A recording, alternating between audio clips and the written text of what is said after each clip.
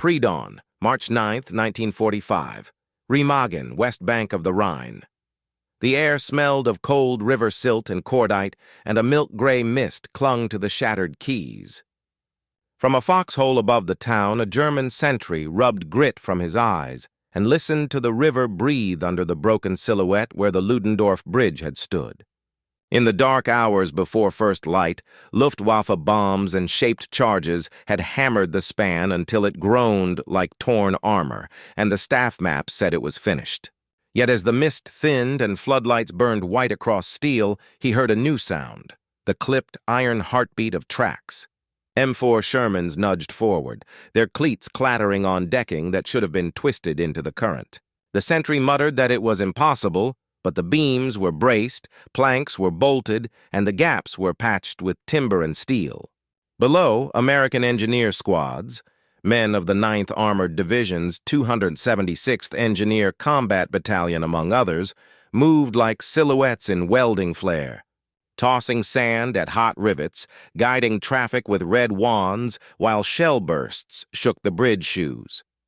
By mid-morning, the disbelief had spread faster than the river. "Bridge usable. Enemy armor crossing," went the first report, then another insisting the span had been restored in the night under artillery fire. Signals climbed the chain: regimental, corps, army. Intelligence officers stared at the words and then at the river barrier that was supposed to buy days, not hours.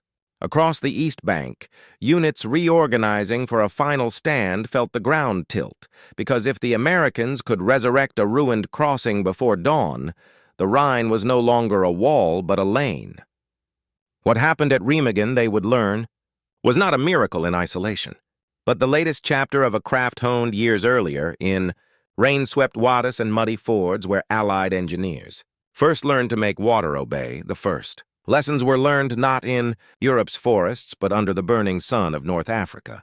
In late 1942, after the landings of Operation Torch, Allied columns pushed inland through Algeria and Tunisia, only to find their greatest enemy wasn't German armor, but the terrain itself. The desert floor looked flat from the air, yet it was carved with wadis, dry riverbeds that turned to torrents after rare rains. Roads were primitive, culverts shattered by Stuka raids, bridges blown by retreating Axis troops. In that landscape, a single destroyed crossing could halt an entire armored division. Dust choked the engines, heat split water drums, and tanks idled helplessly while engineers clawed at the earth with shovels, bulldozers, and hand tools to keep the offensive alive. Amid this chaos, a new doctrine of mobility began to form. The U.S. 1st Engineer Special Brigade worked alongside Britain's Royal Engineers, whose ingenuity produced a small miracle of its own: the Bailey Bridge. Designed in 1940 by civil servant Donald Bailey, it was an engineer's dream, prefabricated, modular, and strong. Each 10-foot panel weighed just over 570 pounds, light enough for 6 men to lift and lock into place without cranes. When doubled or tripled in truss formation, the span could carry 70 tons, enough for a Churchill tank. Tests in Tunisia proved its worth under fire. At Oued Zarga and Medjez El Bab, Royal Engineers assembled spans overnight while shells whined overhead, finishing before dawn so armor could surge forward. American observers took notes. Within months, Bailey panels filled U.S. supply ships bound for Sicily. Panzer Army Africa soon noticed. Reports filtered back that enemy engineers rebuild crossings faster than we can destroy them. For German staff officers trained to think in hours of pontoon assembly and precise load tables, the Allies' improvisation bordered on madness. But that was the secret. The engineers had learned that in modern war, speed outweighed elegance. A bridge standing by sunrise was worth a dozen designed in safety. From this apprenticeship in dust and heat was born the combat engineer's creed: mobility at any cost. The path from those muddy wadis would lead north, to Sicily's cliffs, Italy's rivers, and finally the Rhine, where the Bailey Bridge would earn its title as the bridge that won the war. By 1943, a quiet revolution in warfare carried a simple name: the Bailey Bridge. To Allied engineers, it was not just a structure, it was a weapon of mobility, forged from the logic of industry rather than architecture. Where earlier armies built bridges with timber, sweat, and prayer, the Bailey offered precision in a box. 10-foot panels corded with steel lattice, pinned together with a hammer's swing. No welding, no cranes, no waiting for the skies to clear. A handful of men with muscle and discipline could throw a bridge across a gap wider than a football field. When reinforced in double-triple formation, it could bear the 70-ton weight of a Churchill tank or a convoy of Shermans nose to tail. It was designed not for beauty but for motion. Each panel identical, each joint replaceable. Every piece numbered like a factory product ready to slot into the next. The first great test came in the mountains of Sicily. After the July landings in 1943, the U.S. 39th Engineer Combat Regiment and British 8th Army Engineers advanced through broken terrain where every valley hid a blasted bridge. The retreating Germans left nothing intact, culverts dynamited, spans dropped into ravines. Yet within a night, the Allies rebuilt them. Under moonlight, truck convoys pulled to the roadside, while engineer squads unloaded their cargo. Bailey panels, transoms, and stringers. Sparks flashed as men drove pins home with sledgehammers. By dawn, convoys rolled forward again, their tires drumming across new steel. Axis commanders, expecting delays of days, instead faced Allied tanks appearing across destroyed crossings by morning. During the Salerno campaign, one Wehrmacht report from the 15th Panzer Grenadier Division noted bitterly that enemy bridge repairs exceed our demolition rate. Behind that miracle of speed lay something deeper, the conversion of engineering into industrial warfare. Each Bailey bridge was mass-produced, its parts interchangeable and shipped in crates labeled like ammunition. British factories turned out thousands of panels each month, while American plants duplicated the process on assembly lines from Detroit to Pittsburgh. In the age of total war, the Bailey was the perfect symbol, simple, strong, and infinitely repeatable. It gave the Allies what every army dreams of, momentum. And as the campaign shifted to the Italian mainland, that momentum would meet new tests: mountain rivers, winter mud, and the unyielding defenses of the Gustav Line.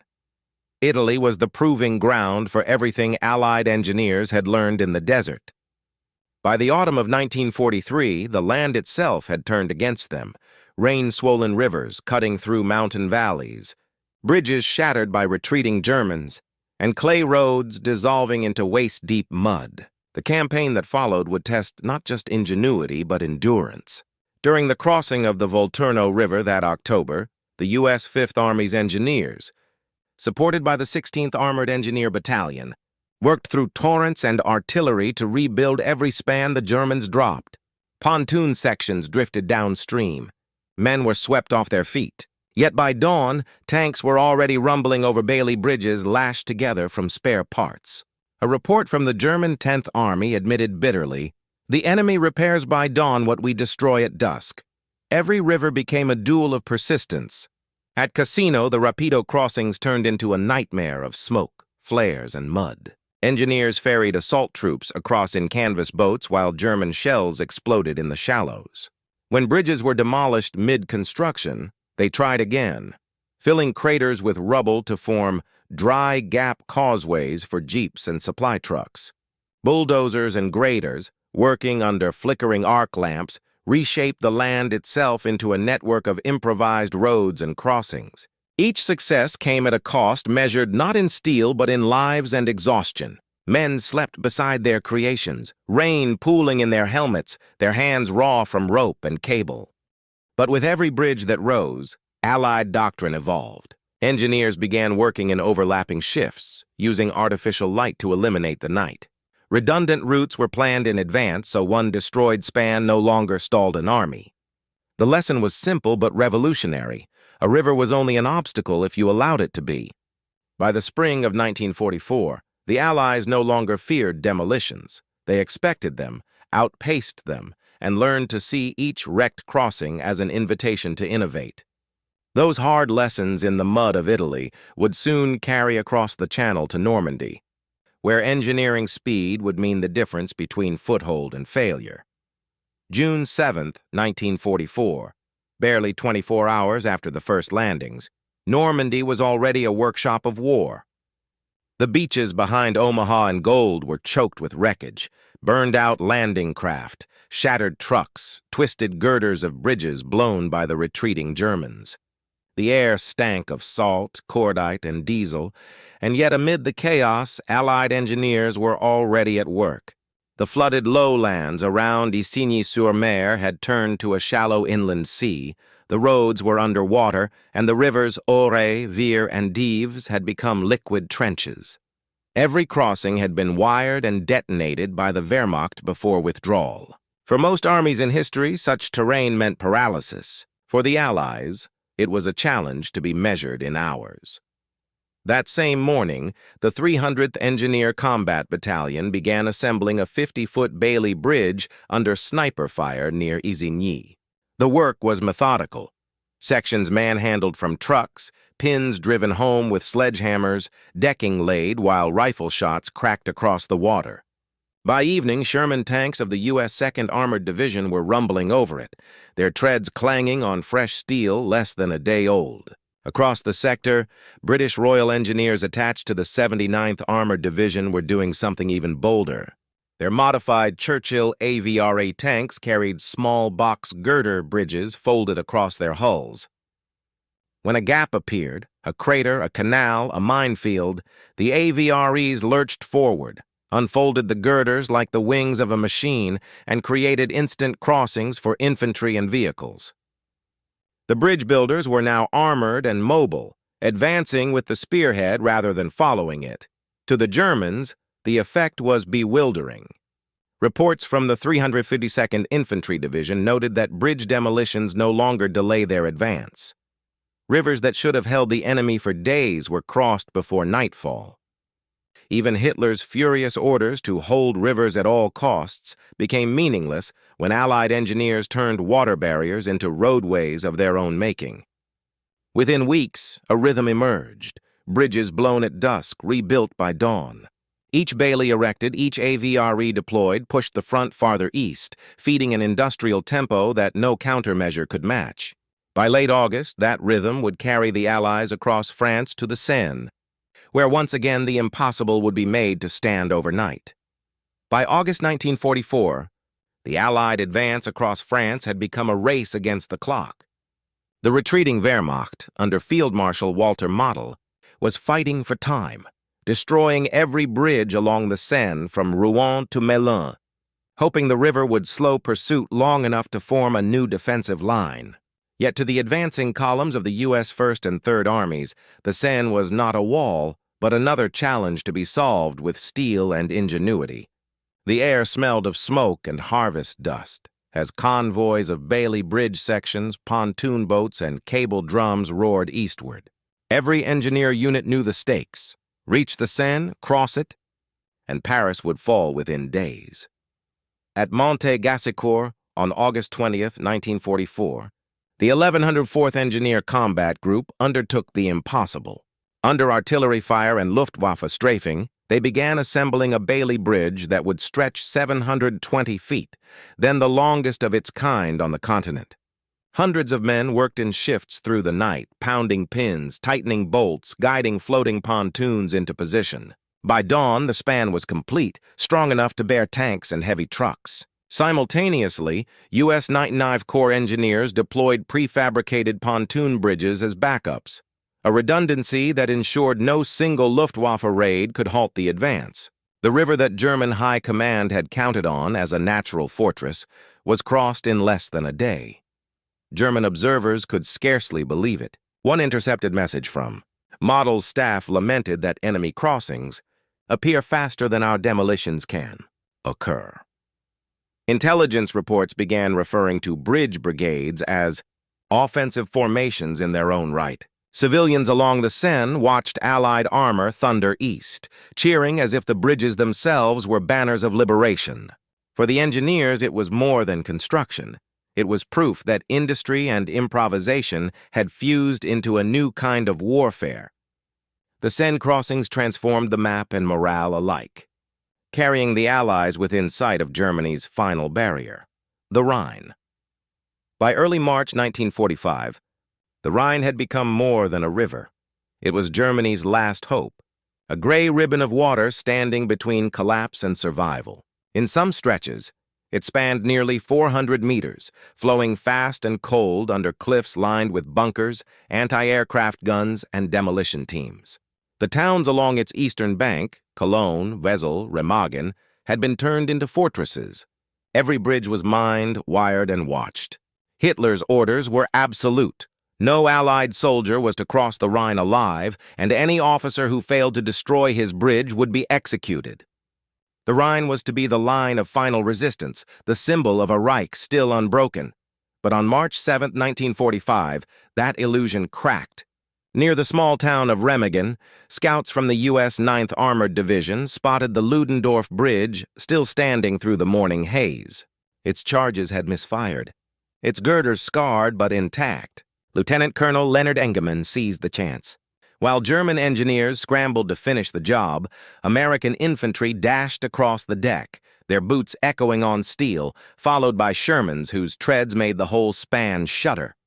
Explosions shook the air as delayed detonations went off, but the bridge held. By evening, thousands of men and tons of equipment had crossed to the east bank. For the first time in the war, Allied forces had breached the Rhine. The response from the German command was fury and disbelief.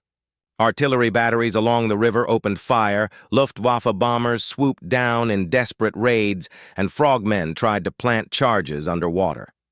On March 17th, after 10 days of relentless assault, the battered Ludendorff Bridge finally collapsed into the Rhine. But it no longer mattered.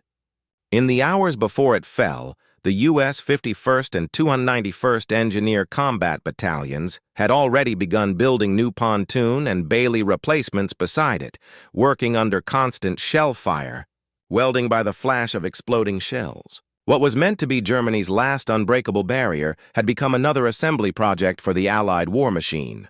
As the first pontoon bridge opened for traffic, German morale broke with it. The Rhine, once a fortress, was now a highway to the heart of Germany. The night after the Ludendorff Bridge fell was supposed to restore Germany's faith in the Rhine as a barrier. Instead, it became the night the Allies proved destruction itself could no longer stop them. The bridge's twisted wreckage still smoldered on the river's edge as the engineers of the U.S. 51st Engineer Combat Battalion and the veteran 291st Engineers arrived. Artillery thundered from the east bank, and Luftwaffe flares hung in the mist like burning moons. The Rhine's current ran fast and cold, carrying pieces of the Ludendorff downstream, yet floodlights pierced the darkness as the engineers went to work. They were under constant shelling, men crouched between explosions, guiding steel pontoons into the water, hammering pins, tightening cables. Their orders were clear. The crossing must reopen before dawn. What followed bordered on the impossible. Using modular, treadway components, each section anchored to pneumatic pontoons capable of supporting 70 tons, they began launching the first heavy pontoon bridge 400 meters downstream of the fallen Ludendorff.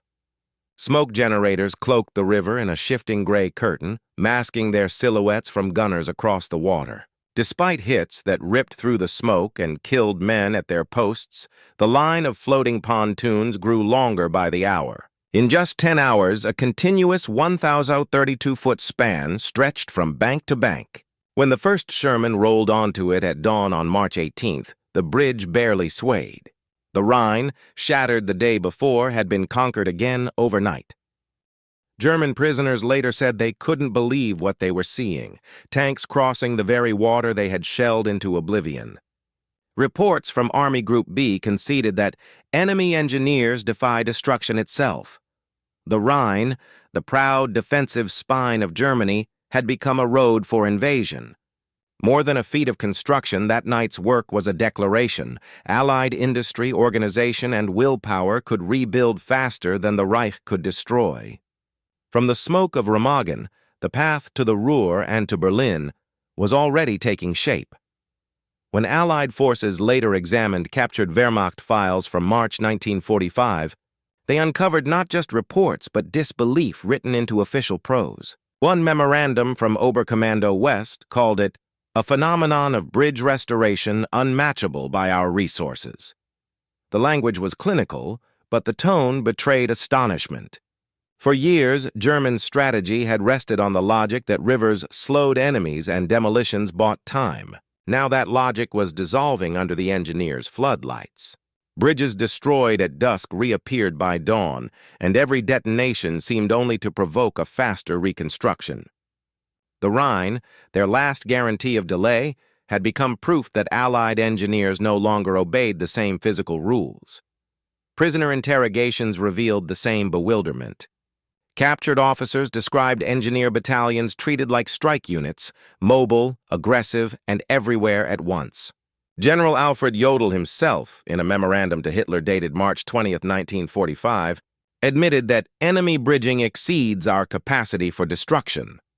Luftwaffe bomber wings, ordered to target pontoon bridges relentlessly, returned exhausted after missions that changed nothing. By the next morning, a new span had taken the old one's place. Even propaganda broadcasts struggled to explain how crossings destroyed by heroism reappeared the next day. The Wehrmacht's faith in terrain was collapsing faster than its lines. Meanwhile, on the Allied side, the lesson was formalized. Commanders like Omar Bradley, Courtney Hodges, and Bernard Montgomery began integrating engineer groups directly into assault plans, equating bridging speed with offensive momentum. Rivers were no longer boundaries, they were launch points. For the German command, this realization was terrifying. Their reports read less like analysis and more like surrender to inevitability. The enemy could build faster than they could destroy, fight faster than they could retreat. Each impossible bridge reborn by morning became a signal that the war itself was slipping beyond recovery. The miracle of the bridges was not born from courage alone. It was forged in factories. By 1944, Allied industry had transformed bridge building into an act of mass production. In Detroit, Glasgow, and Toronto, the rhythm of hammers and presses matched the rhythm of advancing armies. Over 1,500 factories were producing standardized Bailey Bridge components, steel panels, cord bolts, pins, transoms, and pontoons amounting to more than 200,000 tons of material. Each piece was identical, interchangeable, and labeled so it could be assembled in the field without blueprints. A single Liberty ship carried enough parts to build 10 80-foot bridges. When those ships reached Europe, the engineers no longer needed to construct anything from scratch. They simply opened their kits and began to assemble. The U.S. Army Corps of Engineers turned logistics into an art form. Massive depots in Normandy, Cherbourg, and later Antwerp held thousands of pre-sorted crates, allowing frontline units to requisition entire bridges within hours. Bulldozers, cranes, and trucks became the new orchestra of the battlefield. A destroyed span was not a setback. It was a signal to begin the next installation. Each operation unfolded like choreography: survey, unload, pin, brace, drive. The result was predictability amid chaos, a quality no German commander could replicate under Allied air supremacy and fuel shortages. Even Albert Speer's armaments ministry took note. One captured German report admitted, "Enemy bridging operates like motorized industry." That statement captured the heart of the matter. The Allies had merged the factory and the front, turning steel production into an extension of combat. German demolitions could destroy structures, but not the system that created them. The Bailey Bridge, multiplied across continents, became proof that industrial power could outbuild destruction itself, an idea that would shape post-war military engineering and civilian reconstruction alike. Once the Rhine had been crossed, Germany's inner defenses unraveled with astonishing speed. In the final weeks of March 1945, the Allied advance turned into a relentless engineering campaign that matched the pace of armored warfare itself. Rivers that once guarded the heart of the Reich became mere staging points for bridges. The U.S. 150th Engineer Combat Battalion built one of the most remarkable of them at Oppenheim, an immense 1,280-foot pontoon bridge completed on March 23rd in less than a single day. Within hours, General Patton's Third Army was thundering eastward over it, columns of Shermans and supply trucks stretching for miles. Further north, British engineers of the Eort Corps faced the same challenge at Wesel.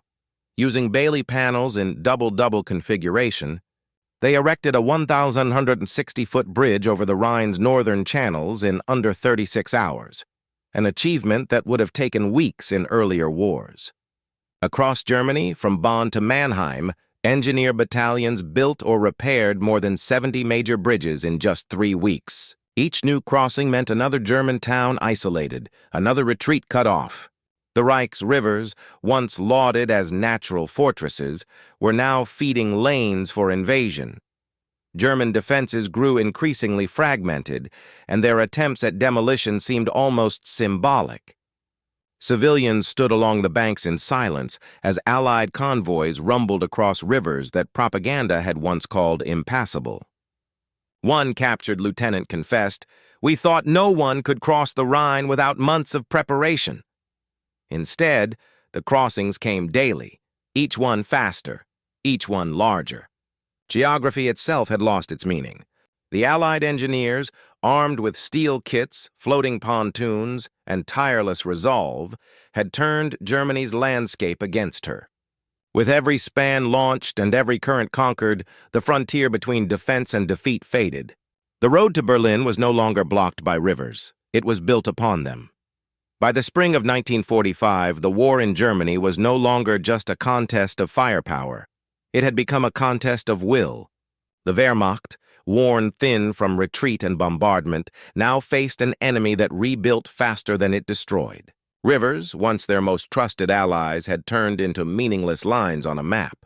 German troops along the Elbe muttered grim jokes that American bridges breed at night, an attempt at humor masking disbelief. Every dawn brought the same humiliation. Crossings they had shelled into ruin the night before reappearing as if conjured by some mechanical god. For the Allies, the psychological tide ran the other way. Each bridge completed under fire became a symbol of inevitability, a testament that nothing could stop the advance.